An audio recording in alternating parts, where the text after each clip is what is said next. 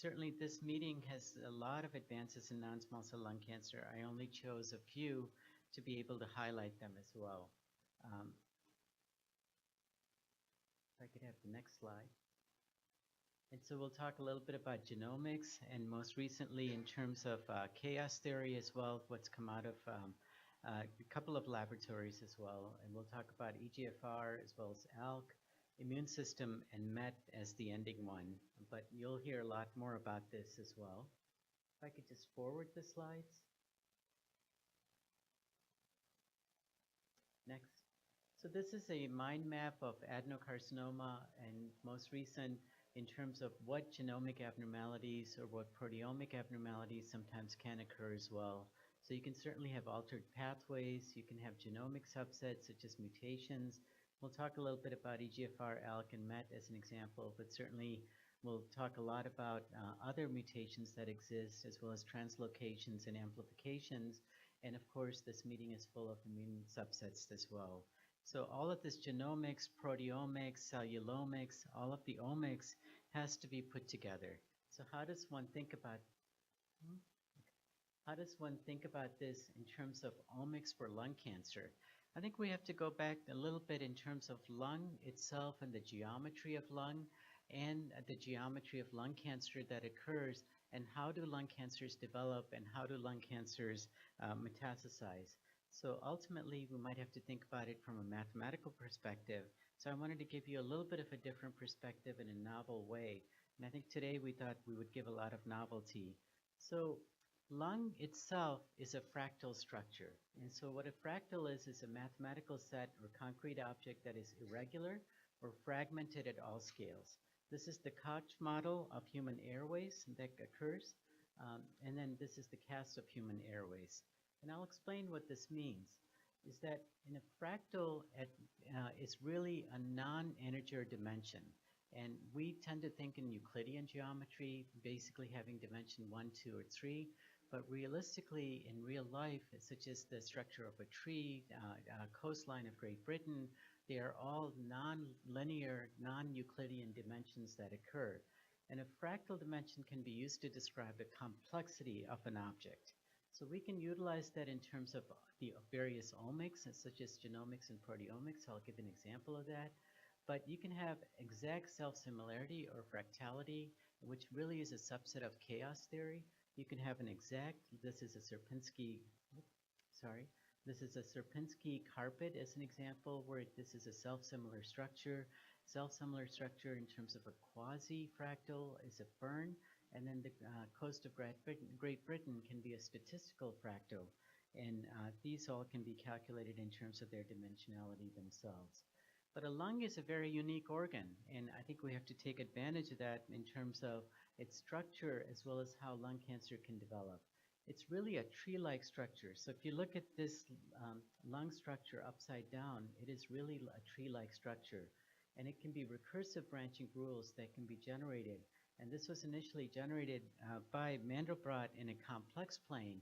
However, this can really be generated in real life, and true geometry is taken advantage of by real life examples. So fractals really belong to a subset of chaos theory. I'm just trying to set a stage so I get back to the 5 advances in non-small cell lung cancer.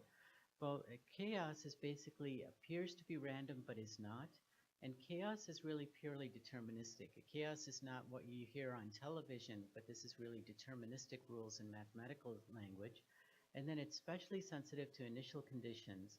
And so the previous or the next condition is dependent on the previous condition, such as the weather as an example.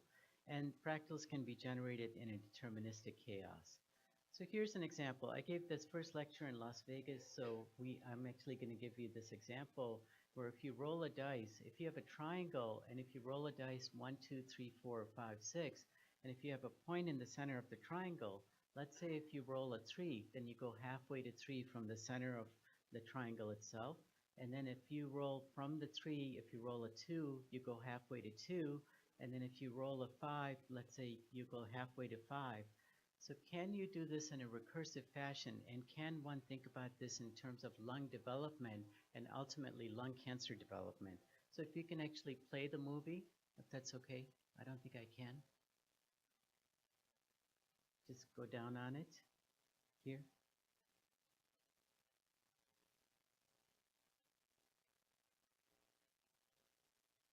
So if you do this to infinity, very interesting observations occur. You would think that the whole triangle would be filled, but it doesn't. This is a Sierpinski triangle. This has been known for almost 100 years. And if you really use your imaginations, I can actually think of alveoli being these kinds of structures themselves. So this is the higher magnification of the Sierpinski triangle. But what does that have to do with the genomics and the proteomics that can occur in lung cancer and how we can use advantage of that in terms of advances for non-small cell lung cancer? You can actually do the same kind of a game that we did with the dice, but do it with the DNA. So this is actually a DNA walk, and you can really have a plane. And depending on if you move up, if you move up, you can have, in terms of, here, A, and you move up. If you move down, it's T. Move to the right is a G. Move to the left. Sorry, I'm losing you.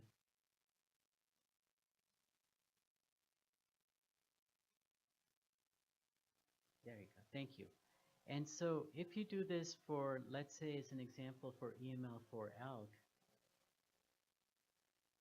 I do think, there you go. You can actually appreciate that in this random walk, the EML4ALK translocation is completely different structure. So it actually turns out that the chromatin acts like a fractal. And then when you have this abnormality in terms of translocation or genetic alterations, you can have abnormality of the fractal structure itself. So ultimately, as a thought process, what one can do, next slide,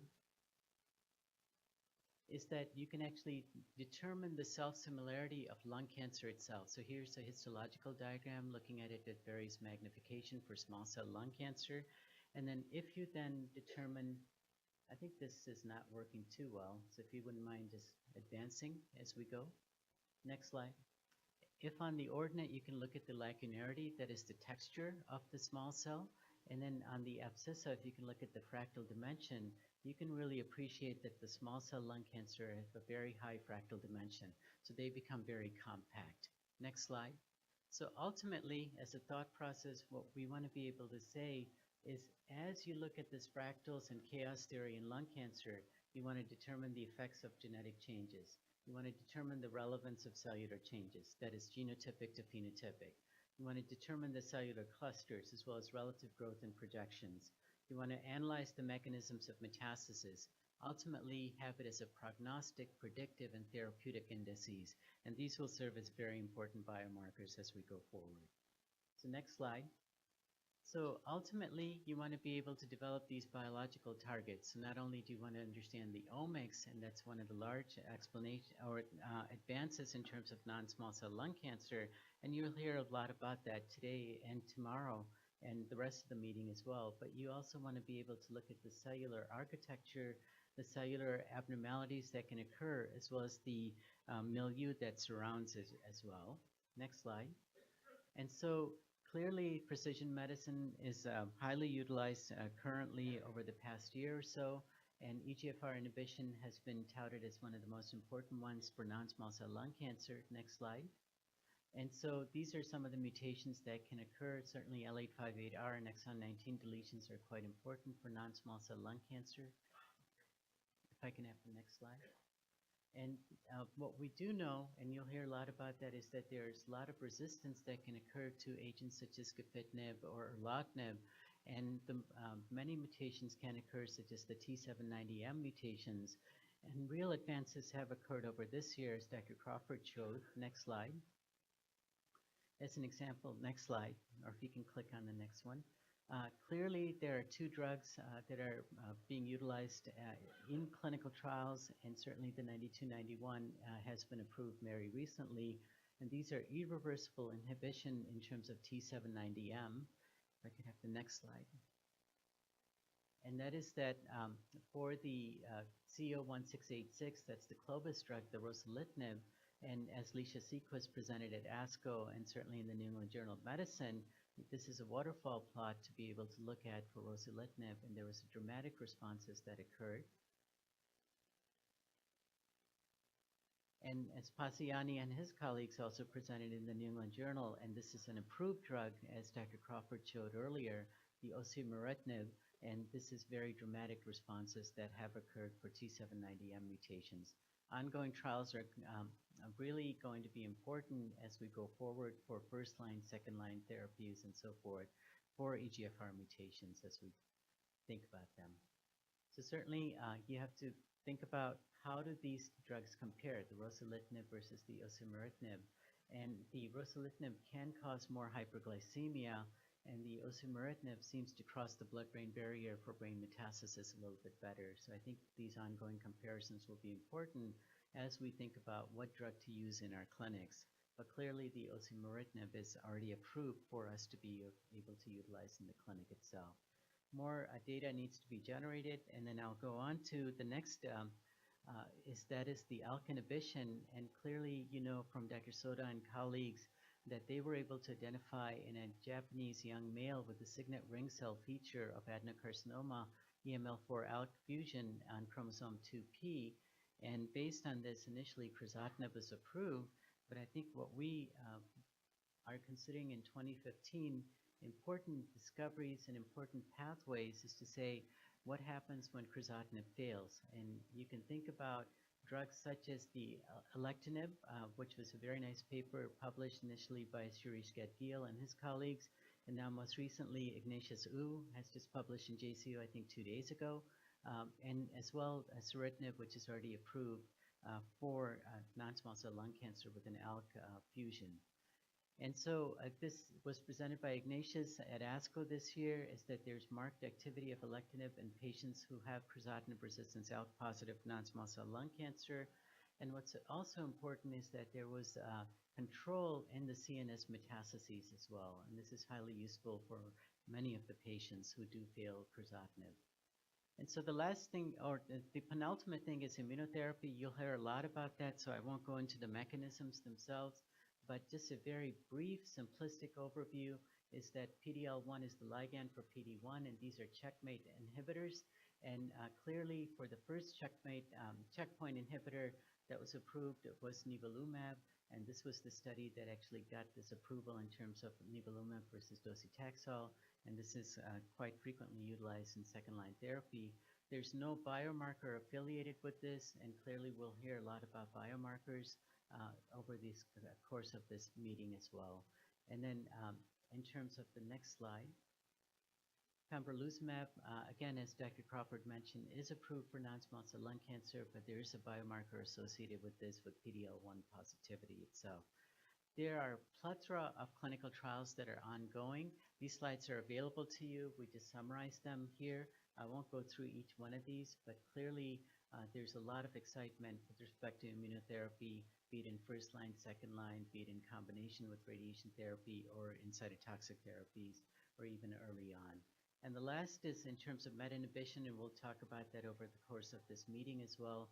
You can certainly have overexpression, you can have amplification, you can have translocation or mutation, and most recently as a biomarker, it turns out that exon 14 skipping is quite important in the juxtamembrane domain, which we initially identified, and then also amplification of MET itself. And this is quite well summarized. We'll discuss that over the course of this meeting, but there are some dramatic responses that are being seen.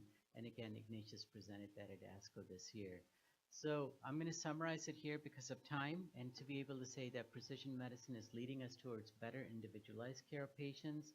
I think as thought processes, the fractal analysis may be useful to determine this omics, the prognostic and predictive signature. And it's also clear that EGFR ALK immunotherapies are now standard of care for lung cancer, and we do need to determine how to integrate molecular profiling in traditional therapies. I do want to thank the whole team at the University of Chicago, and so thank you again for coming to this meeting.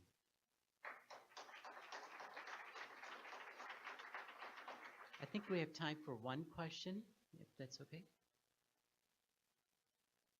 John? Your mathematical models, you know, what's interesting, we always think of mutations as generally random. You know, you get a mutation, it happens or it doesn't. But if you really think of it, it can't be with how big the genome is. There has to be something that's that's less random and mutations itself would be a very poor way to try to survive because of the random and having it happen. So do you think your mathematical models can predict how epigenetically cells are adapting to the stress of a targeted therapy or whatever, and that's how we need to go after potentially the resistance? What's your Yeah. So I think, we have mutations going on every day within the human body, but majority of us don't develop that cancer. So you have to be able to have this predictive value of which mutation or which alteration will ultimately lead to catastrophe that leads to cancers. And I think that's kind of the modeling that needs to happen preclinically as well as clinically. And that's actually ongoing. And there are several papers in the literature, and that's why I brought that up today. And so it's my pleasure to introduce Everett Bogues, and he's